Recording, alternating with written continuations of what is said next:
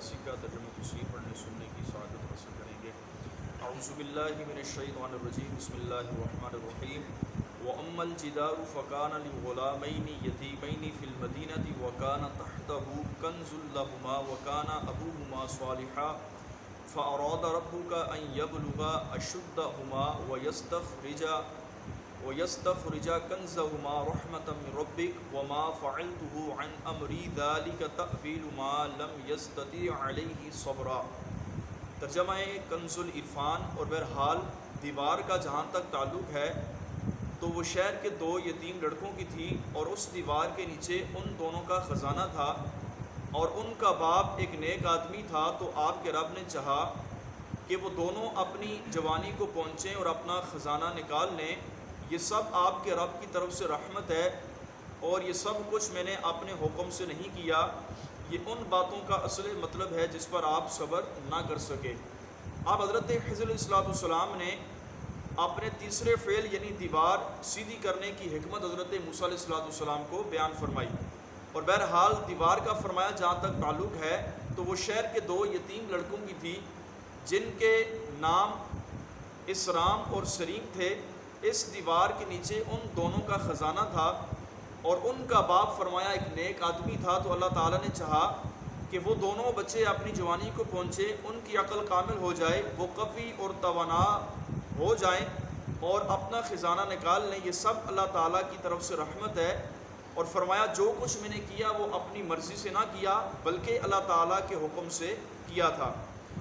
مفسر کہتے ہیں آیت کریمہ سے معلوم ہوا کہ یتیموں کے ساتھ نیکی کرنی چاہیے اور ان کے ساتھ ایسا معاملہ کرنا چاہیے جس میں ان کا بھلا ہو۔ حدیث میں یتیم کے ساتھ نیکی کرنے والے کے لیے بہت زیادہ اجر و ثواب بیان کیا گیا ہے۔ چنانچہ عبداللہ بن عباس فرماتے ہیں نبی پاک علیہ السلام نے فرمایا، مسلمانوں میں سے جو شخص کسی یتیم کے کھانے پینے کی کفالت کرے تو اللہ تبارک و تعالیٰ اس سے جنت میں داخل کرے گا، مگر یہ کہ وہ کوئی ایسا گناہ نہ کرے جس کی بخشش نہ ہو۔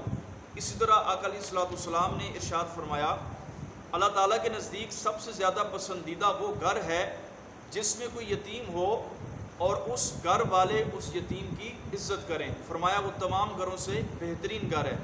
وَكَانَ تَحْتَهُ كَنْزٌ لَهُمَا، اور اس دیوار کے نیچے دونوں کا خزانہ تھا۔ ترمذی شریف کے حدیث پاک میں ہے کہ اس دیوار کے نیچے اور سونا چاندی جو تھا یہ مدفون تھا۔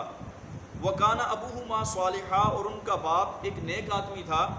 کہتے ہیں اس شخص کا نام کاشح تھا اور یہ شخص پرہیزگار تھا۔ اور علماء فرماتے ہیں کہ یہ ان بچوں کا 8ویں یا 7ویں پشت میں جا کر باپ بنتا تھا۔ ڈائریکٹ ان کا باپ نہیں تھا بلکہ 7ویں یا 8ویں پشت میں ان کا جا کر باپ بنتا تھا، لیکن اللہ تبارک و تعالیٰ نے اس کی نیکی کا صدقہ فیضان ان بچوں کو بھی نصیب فرمایا۔ فرماتے ہیں یاد رکھیں کہ باپ کے تقوی و پرہیزگاری کے نتیجے میں اس کی اولاد در اولاد کو اللہ تعالیٰ فائدہ دیتا رہتا ہے۔ جیسا کہ عبداللہ بن عباس فرماتے ہیں نبی پاک نے فرمایا، بے شک آدمی کے نیک ہونے کی وجہ سے اس کی اولاد در اولاد کی بہتری فرما دیتا ہے، اور اس کی نسل اور اس کے ہمسایوں میں بھی اس کی رعایت فرما دیتا ہے۔ اللہ تعالیٰ کی طرف سے پردہ پوشی اور وہ لوگ امان میں رہتے ہیں۔ اسی طرح اللہ تعالیٰ بندے کی نیکی سے اس کی اولاد اور اس کی اولاد کی اولاد کو بلکہ کنبوں اور محلے داروں کو بھی اپنی حفاظت میں رکھتا ہے۔ تو ماں باپ نیک ہوں تو ان کا فیضان ان کی نسلوں میں کئی نسلوں میں جاری و ساری رہتا ہے۔ عبداللہ بن عباس فرماتے ہیں نبی پاک علیہ السلام نے فرمایا، بے شک اللہ تعالیٰ مومن کی ذریت کو اس کے درجے میں اس کے پاس اٹھائے گا اگرچہ وہ عمل میں اس سے کم ہو۔ اس طرح نبی پاک علیہ السلام نے فرمایا، جب آدمی جنت میں جائے گا تو اپنے ماں باپ، بیوی اور اولاد کے بارے میں پوچھے گا، ارشاد ہوگا وہ تیرے درجے اور عمل کو نہ پہنچے۔ عرض کرے گا، اے میرے رب میں نے اپنے اور ان سب کے نفع کے لیے اعمال کیے تھے۔ اس پر حکم ہوگا تو اس کو اس کے ماں باپ، اولاد اور بیوی وغیرہ ملا دیے جائیں گے۔ تو خود اگر والدین نیک ہوں تو اللہ تبارک و تعالیٰ ان کا فیضان ان کی کئی نسلوں کو بھی نصیب فرماتا ہے۔